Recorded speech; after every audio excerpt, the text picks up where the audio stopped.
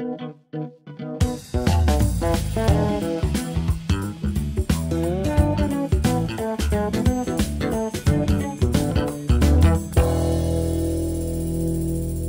my name is Ralph and welcome back to the channel. It's my time, let's go. Today we're doing some work on my 91 here, or my 81, I'm sorry, and we've got new cylinders and pistons in it. I've got the heads just about complete, but now I'm looking down into the engine case itself, and in the breather hole I see a score mark in around there, and it's not all the way around, but there's enough there to worry me. So what we're going to do is we're going to bore that hole out. We're going to put an oversized breather gear in it, and we're going to do it right on the bike here. I've done Gus's in the past and I didn't have any problem with chips going anywhere, so I feel pretty confident on it here. Other than this, in case you can't see that, that's 305 bucks up here in Canada for the oversized breather gear from S&S. I've used them quite often, they work quite well, and they just come packaged up in here like that. So we're gonna bore that hole out, clean all the chips out, put a new oversized breather gear in there, then we can assemble the camshaft, and we'll see about where we get then, but we'll put the heads on it. So I think we'll bore this hole out and get this done so that this area here is ready to go when it's time for assembly. Okay, stick with me, let's get at it. Let's start with a piece of rag. I cut a long piece here and take any frayed edges off of it. And then we're going to start stuffing it in that hole up into the crankcase section. And on these it's a little higher, but it'll start packing in there. Look in there. Make sure we've got the hole plugged up good. Back out of the way.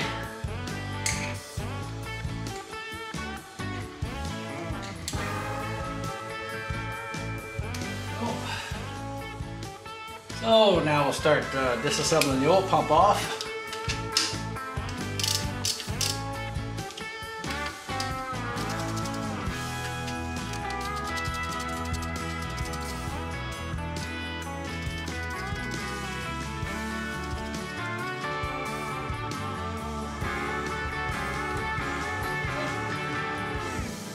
Cap off.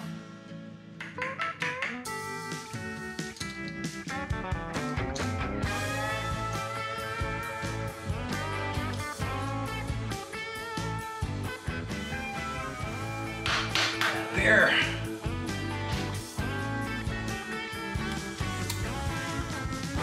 Just pop right off. Trying to get some oil.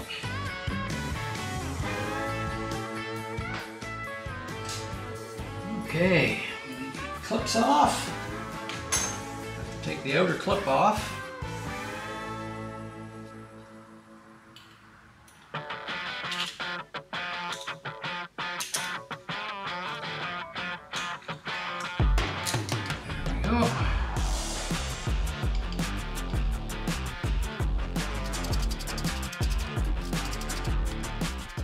Oh, we can't get a very good picture with that foot peg sticking out, but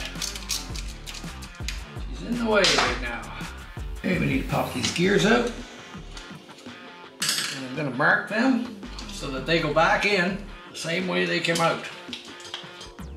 One, as you can see, we've marked the face of the gear, and there's a little key in there. We need to get out. And not loose.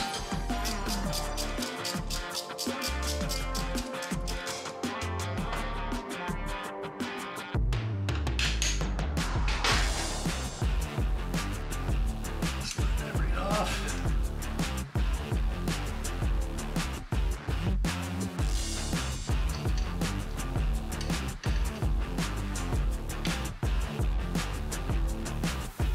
Still in place.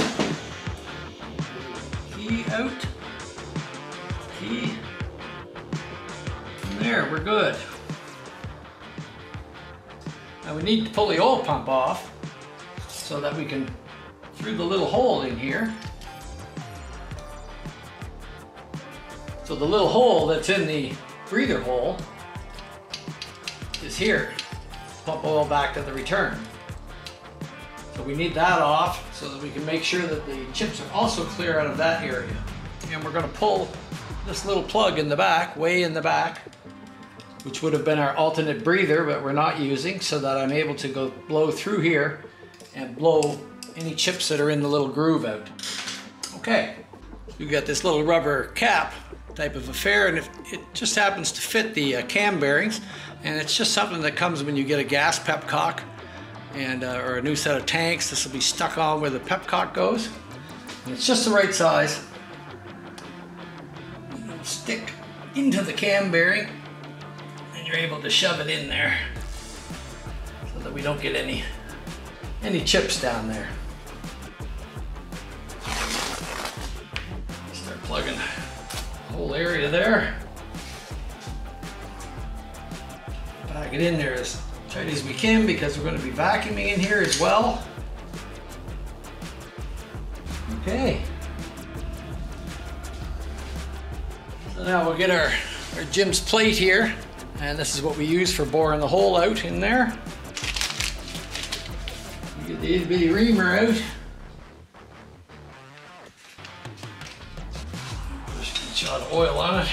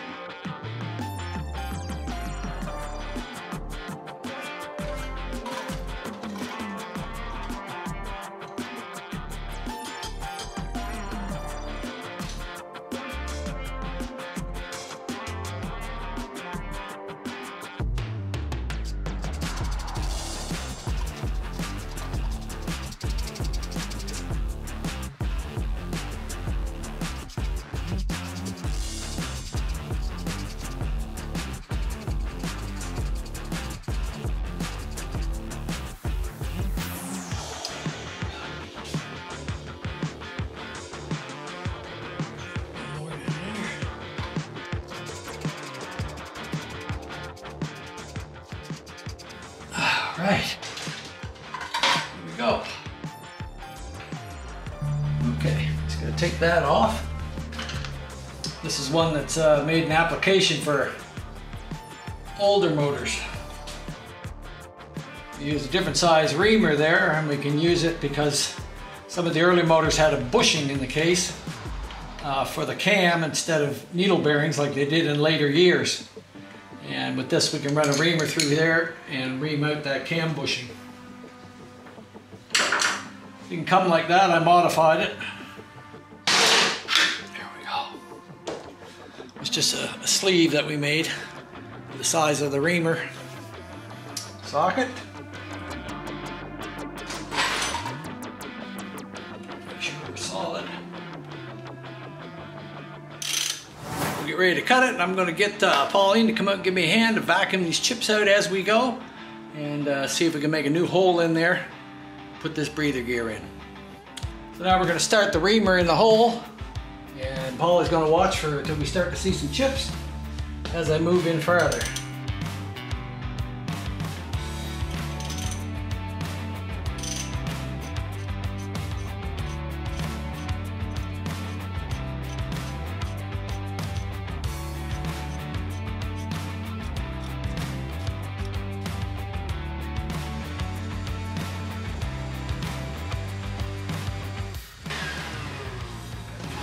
Yeah, we got your cutting fluid sucked up. Yeah. I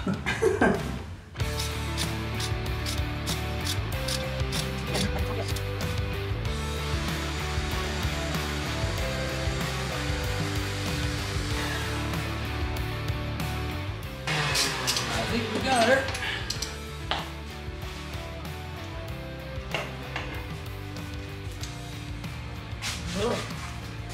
Oh, there's a whole lot back in there. Yeah, we gotta get that out. Gotta get that out. Put a new rag in there.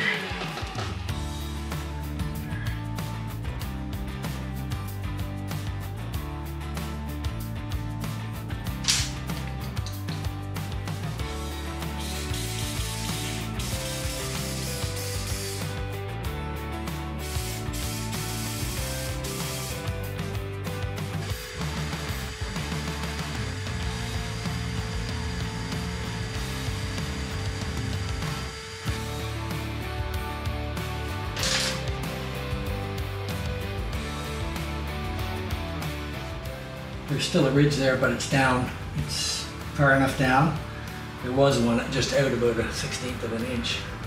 This spot is a funny spot. I think it's Fallon's, but it's not. Yeah, looks like it. No, I don't think we got any in there. Feels good. So, here we are. New breather hole. Better than new. Better than new. Newer than new. Newer than new. All right, honey. Thank you done very with much. me?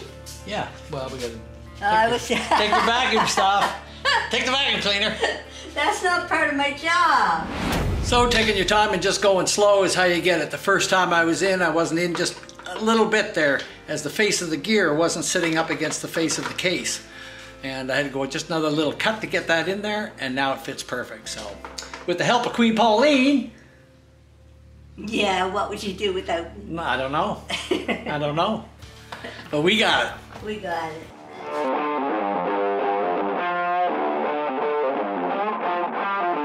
So now we're ready to put our heads on, and we've left the rear cylinder piston down low.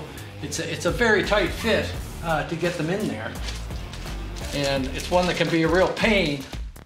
So we're going to work on that one first. We're going to make sure our head gaskets are on right, and you must make sure that your oiling hole is lined up with the oiling hole.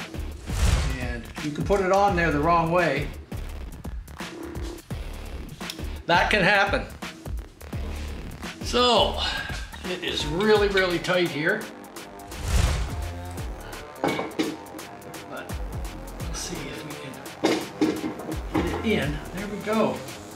I had ground a little bit off the back side of the frame when I took it out. It was just a spot where it was hanging it up. We've oiled all our threads on our bolts, wire brushed them off first, and then oiled them so that they're nice and easy to go up inside. I have to go get my little special wrench. I believe it's right here somewhere. There it is. It's my little snap-on wrench. Just makes it easy for putting these in. And we don't want to tighten them up this time at all. We want to leave them a little bit loose. Get the next one in. I've checked before that I have room here for this rear one. And on many applications, if you happen to have acorn nuts on the base nuts, you won't get the bolt in. So you'll have to put it in before you put the base nuts on. But I've checked and double checked, so I'm okay here. I'm sure this thing will work a lot better now with standard pistons back in it and the heads fixed and clearanced.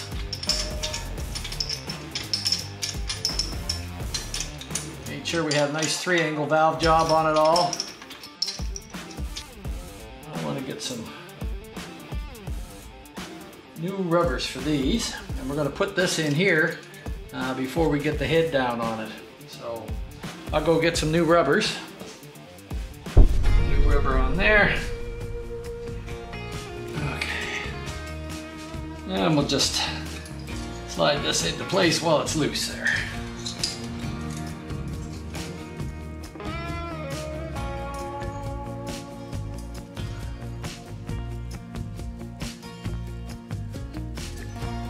Just want to get her started on a couple threads.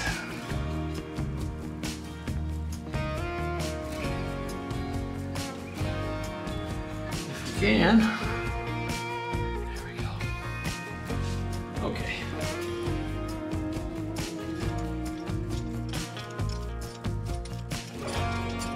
No, we didn't get that on there, did we? It's close, but no cigar.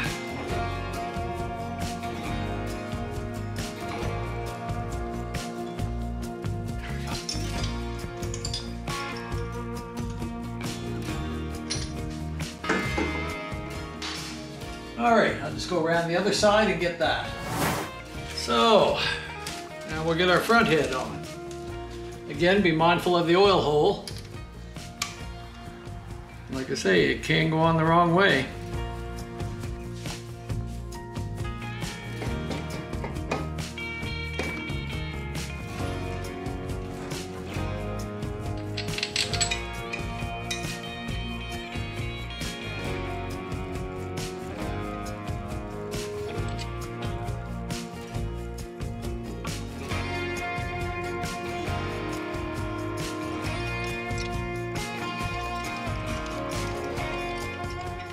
Always using James fire ring gaskets in here, if I didn't mention it, but they have the steel ring around them.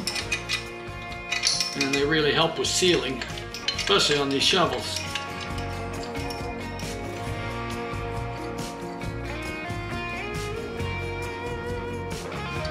We'll get these snugged up and I'll come back. So while we've got our heads all loose here, we want to be able to move it so that when we put our manifold in, that these fit flush on here. And by moving the head, it's easy to kind of get it where you want it to go. Now I've stuck my O-line rubbers in there, it makes it a little tougher.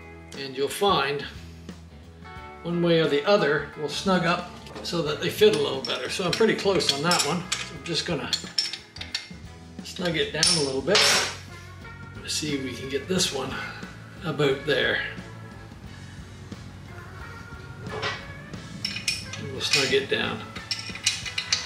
It's important to fit the manifold in place, because if you don't afterwards, it'll be off center and it can give you bad air leaks there. So before we go to torque them down, we have to make sure and fit that always. So now we'll just go around and snug these up. Get them ready to be torqued down.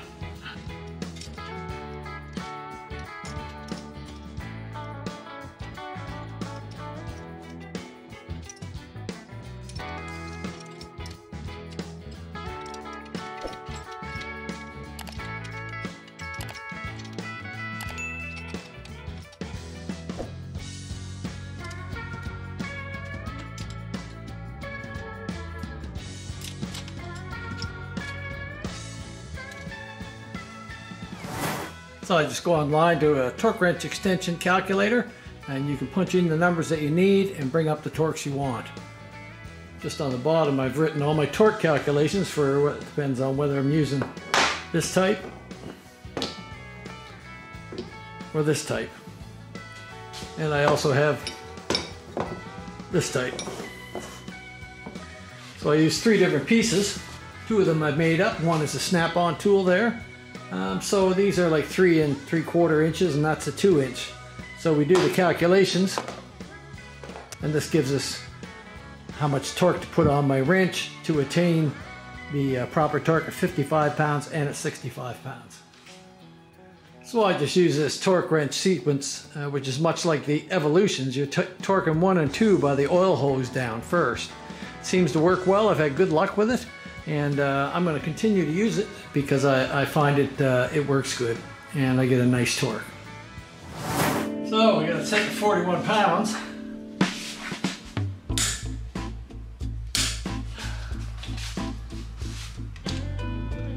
Here, 41.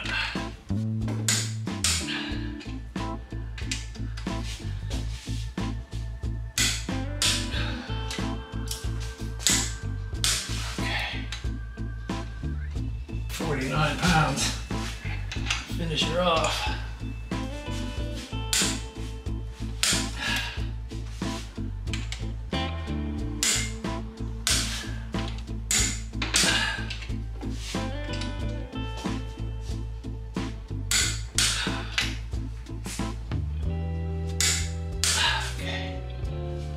There you go.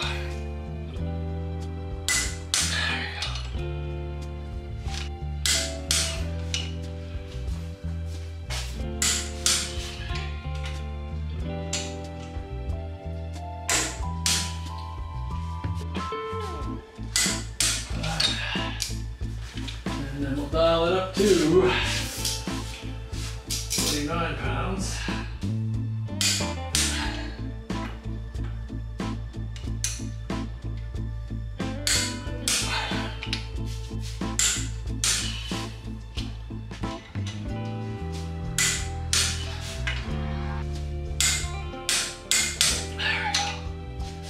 Okay, so now we've got them all torqued down. As soon as we run the engine a little bit, we'll go around and retorque them and retorque the base bolts. But now I can start putting the carb on, start assembling motor mounts, etc, etc, etc. So we got quite a bit done today, got the heads all together, got them on the bike, got everything torqued down, so I'm feeling pretty good about that. Big shout out to my buddies down south there at Hippie's Chopper Corner and Slickheads Custom Cycles. Be sure and check them out. They got some interesting stuff happening, and Hippie's the home of the sketchy choppers, so it's never dull down there. Also check out Gus at This Old Chopper. Gus is picking away down there, and he's got some great things on the go, so I'm sure you'll be interested to see what he's got. So if you enjoyed this video today, like, subscribe, ring the bell to be notified of the newest videos coming out, and drop us some comments. I always enjoy hearing from people, and you people have been great. My channel's been growing, and it's great to see all you new viewers out there, and I'm pretty excited about it all. So I'm looking forward to a lot more stuff coming and a lot more enjoyment for all of us. Okay, have a good day.